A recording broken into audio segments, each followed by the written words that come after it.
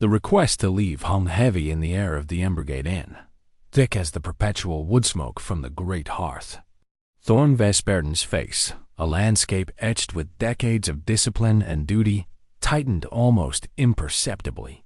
It wasn't anger that flashed in his dark eyes, not yet, but a deep, familiar ache of disbelief, quickly followed by the dull thud of weary acceptance. He had served his country in places most Americans only saw on grainy news footage, faced down threats both foreign and domestic, carried the weight of impossible decisions, and buried friends whose names he still whispered in quiet moments. Yet here, in a place that postured as a warm, welcoming community hub, his presence was deemed offensive. Vespertin didn't move immediately. He sat straighter in the worn wooden chair, his hands resting flat on the table, the posture instinctively military. His mind was a maelstrom of conflicting impulses, the ingrained training to assess, react, control, warring with the raw human sting of being reduced to a stereotype, an unwelcome presence. After everything, the thought was a silent scream inside his skull. After Kuwait, after Fallujah, after Helmand, after the sleepless nights worrying about the kids he was responsible for, after the physical toll, after the mental scars, here was the reward: suspicion and dismissal in a dusty, small-town bar. Gareth Keystone, seated a few tables away, hadn't spoken, but his stillness was more potent than any shout. His gaze, usually alert and scanning, was now locked onto Billy. Gareth's hand rested near the edge of his table, fingers flexing slightly, a silent promise of readiness. He knew Thorne Vespertin wasn't just a man. He was a monument of service, a leader who had guided them through hell and back. To see him treated with such casual contempt, like a disruptive element, was a betrayal of everything they had fought for, everything they represented. Gareth felt the familiar hot surge of protective anger, but he held it in check, watching, waiting for Vespertin's lead, but also preparing to act if no lead came. Others in the inn, a mix of locals nursing their drinks and a handful of other veterans scattered among them, shifted uneasily. Some averted their eyes, pretending not to hear or see. Others, recognizing Vespertin and the unspoken tension, exchanged quick, significant glances. These were men and women who knew the quiet strength that emanated from Vespertin, the kind forged in shared hardship and absolute trust. They knew the absurdity, the deep wrongness of Billy's request. They didn't form a circle around Vespertin, not exactly. It was more subtle, a silent realignment of the room's energy. They simply stood, a growing number of figures scattered throughout the space, but all facing the same direction, all radiating the same quiet, unwavering disapproval. Their presence was a physical manifestation of solidarity, a wall of quiet strength against the tide of ignorance. They weren't speaking, weren't threatening, but their collective stillness, their shared focus, was a powerful rebuke. Billy, still polishing the bar, felt the shift. His initial bluster faltered. He looked up, his eyes finally sweeping across the room, taking in the standing figures, men and women of varying sizes, ages, and backgrounds, but all sharing and bearing a shared look in their eyes that was impossible to misinterpret. It wasn't aggression. It was something far heavier: disappointment, condemnation, and an absolute, unbreakable unity. The convivial hum of the inn died completely, replaced by a silence so profound it felt like a physical weight. Vespertin watched this unfold, a tremor running through him that had nothing to do with fear. This was his family. These were the people who had seen him at his worst and still followed him into the fire. They hadn't hesitated. They hadn't needed words. They simply stood. The isolation he had felt moments before, the crushing weight of the injustice, began to recede, replaced by a surge of profound gratitude and a renewed sense of purpose. He wasn't alone. He would never be alone. He looked from his comrades back to Billy, and for the first time, he allowed the full weight of his presence, the authority earned over decades of command, to settle into his posture, his gaze. He didn't stand up yet, but the power dynamic in the room had irrevocably shifted. The man who had tried to diminish him, to erase him from this space, now looked small, flustered, trapped by the silent witness of the people Vespertin had led, protected, and loved. The air was thick with the unspoken challenge. If Vespertin leaves, we all leave. And more than that, you do not disrespect one of us and expect the rest to stand idly by. The silence stretched, heavy and meaningful, leaving everyone in the Embrigade Inn to confront the raw power of loyalty and the quiet strength of unbreakable bonds forged in the crucible of shared sacrifice.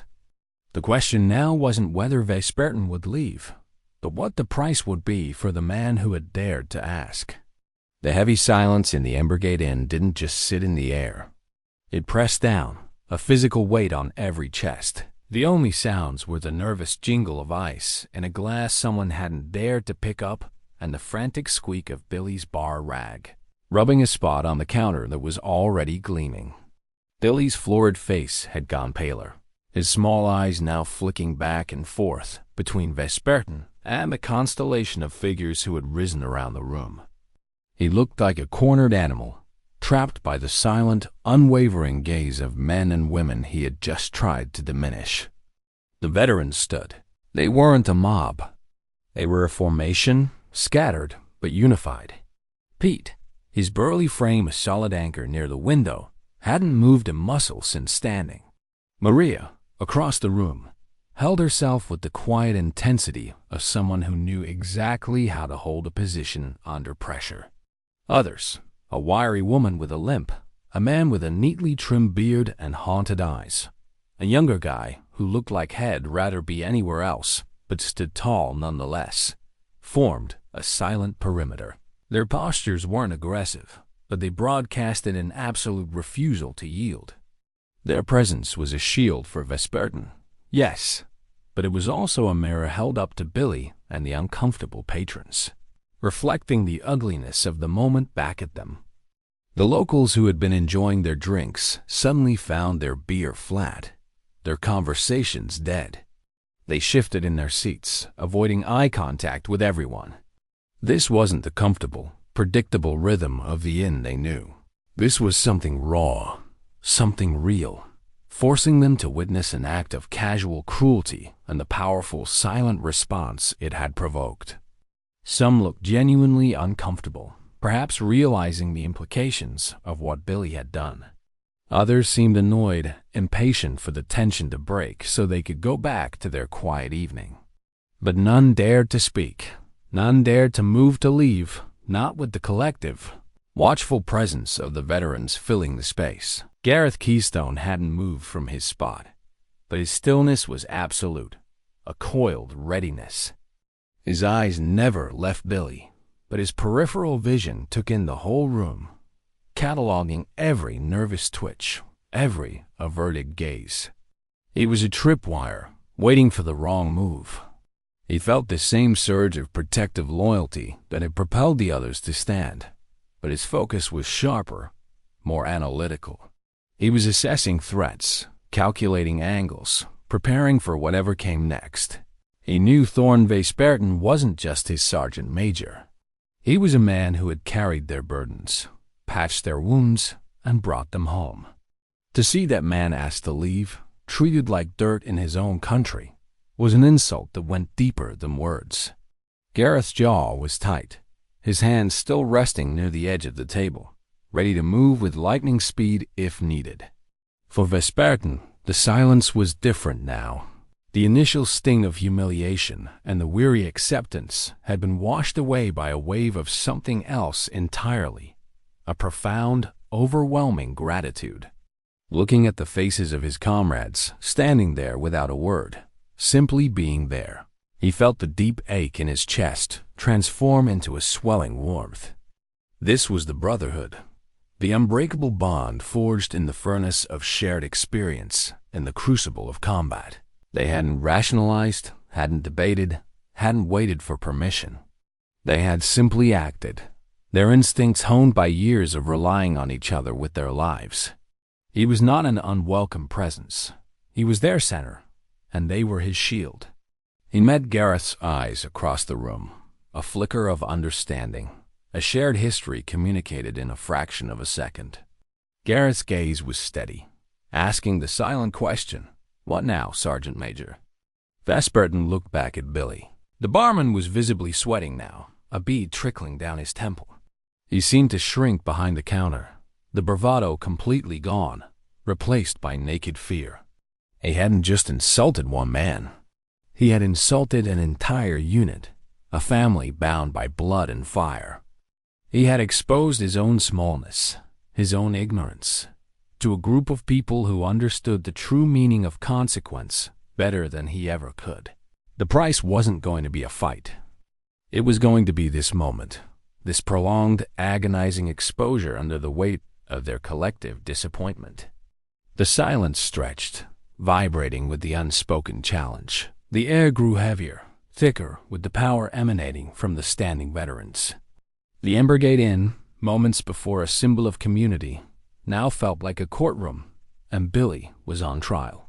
He shifted his weight, his eyes darting around, searching for an ally, a way out, anything to break the suffocating tension. There was none. He was alone, facing the silent, unwavering judgment of men and women who had faced far worse things than an uncomfortable silence. Vesperton took a slow, measured breath. The weariness was gone, replaced by a quiet resolve. He no longer felt the need to internalize the injustice, to bear the weight alone. His comrades had shown him he didn't have to. He looked from Billy to the faces of his brothers and sisters standing tall around the room, a silent testament to loyalty and honor. A subtle nod passed between him and Gareth. Then, deliberately, slowly, Thorn Vesperton began to push his chair back from the table. The scrape of wood on the floor echoed in the profound silence, the sound amplifying the significance of the movement. All eyes were on him.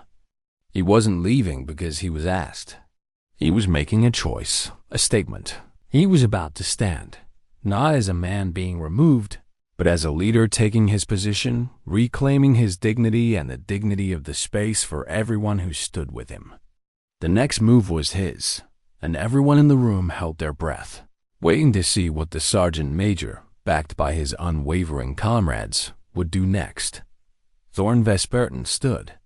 The scrape of his chair finished its echo, leaving the silence even more profound.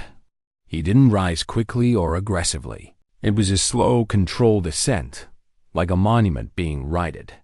When he was fully upright, his shoulders were back, his head held level. The weariness that had etched itself around his eyes minutes ago seemed to recede, replaced by a quiet, formidable strength. He wasn't just standing. He was anchoring the space, drawing power from the unwavering line of comrades who stood with him. Their collective presence solidified around him, a silent, unbreachable perimeter. Billy, behind the counter, flinched. His eyes darted from Vesperton to Gareth and the others, a frantic, trapped animal look. He opened his mouth, then closed it, no sound escaping. The smugness was entirely gone, replaced by a raw, naked fear. He had poked a sleeping bear, and now the bear and its cubs were wide awake, filling his small, comfortable world with a presence too large, too dignified, too real for him to handle. He hadn't just asked a man to leave. He had attempted to erase a lifetime of service, a brotherhood forged in places he couldn't even imagine, and the weight of that attempt was crushing him. The patrons remained frozen. Their drinks sat untouched, condensation weeping down the sides of glasses. The quiet hum of the refrigerator and the faint crackle from the hearth were the only sounds attempting to puncture the heavy atmosphere. They watched, transfixed, by the tableau unfolding before them. Some faces still held annoyance, resenting the disruption to their evening. Others were etched with something closer to shame, a dawning realization of the casual cruelty they had just witnessed, and their own complicity in their silence. A few looked genuinely disturbed, their eyes flicking between Billy's terrified face and the calm, resolute figures of the veterans. This wasn't entertainment. It was a reckoning, played out in the familiar setting of their local inn. Gareth Keystone hadn't moved a muscle, but the intensity emanating from him seemed to increase. His gaze was locked on Billy, unwavering, a silent promise of consequence for any further foolishness. He felt the shift in the air as Thorne stood, a settling, a centering. This was the sergeant major he knew, the man who could project calm authority in chaos, the man who had led them through impossible situations. Standing there, surrounded by the visible embodiment of their loyalty, Thorne was not a victim. He was a force. Gareth felt a surge of pride so fierce it was almost physical. They hadn't needed orders. They had just known. Known that Thorne wouldn't face this alone. Known that their place was with him, always. His hand remained near the edge of the table, ready. But the tension in the room felt less like the prelude to a brawl and more like the quiet before. A storm broke in a different way entirely. Vespertin didn't look at Billy or the patrons immediately. He took another slow breath, letting the feeling of his comrades' solidarity wash over him. It was like receiving a transfusion of strength, of belonging. He met the eyes of Pete near the window. A solid nod exchanged. He saw Maria across the room, her stance echoing his own quiet resolve. He looked at the others, each face a story he knew, a shared memory of hardship and triumph. They were his shield. Yes, but more than that, they were his foundation. They reminded him of who he was, of what they represented, of the honor that couldn't be stripped away by small-minded ignorance. He finally turned his gaze to Billy. There was no anger in Vespertin's eyes, no threat. Only a deep, profound disappointment. It was the look of a man who had seen the worst humanity had to offer on distant shores, only to find a different, insidious kind of ugliness waiting for him at home. In a place that was supposed to be safe, the silence stretched, thick and heavy. Vespertin didn't need to shout or make a scene. Their presence, their unified stand, was the statement. It filled the room, pushing back against the prejudice, reclaiming the dignity that had been assaulted. The Embergate Inn, moments ago a place of casual dismissal, was now defined by the quiet power of these veterans. Without a word, Vespertin turned. He didn't look back at Billy or the patrons. He simply began to walk towards the door. His steps were measured, deliberate. As he moved, Gareth fell into step beside him, a silent, watchful shadow. Behind them, the other veterans began to move too, peeling away from their positions, forming a loose, organic formation that followed Vespertin towards the exit. Pete, Maria, the woman with the limp, the man with haunted eyes, the younger guy, they moved as one, a single entity flowing towards the door. They didn't hurry. They didn't stomp or make noise. They simply walked, their presence still dominating the space even as they departed.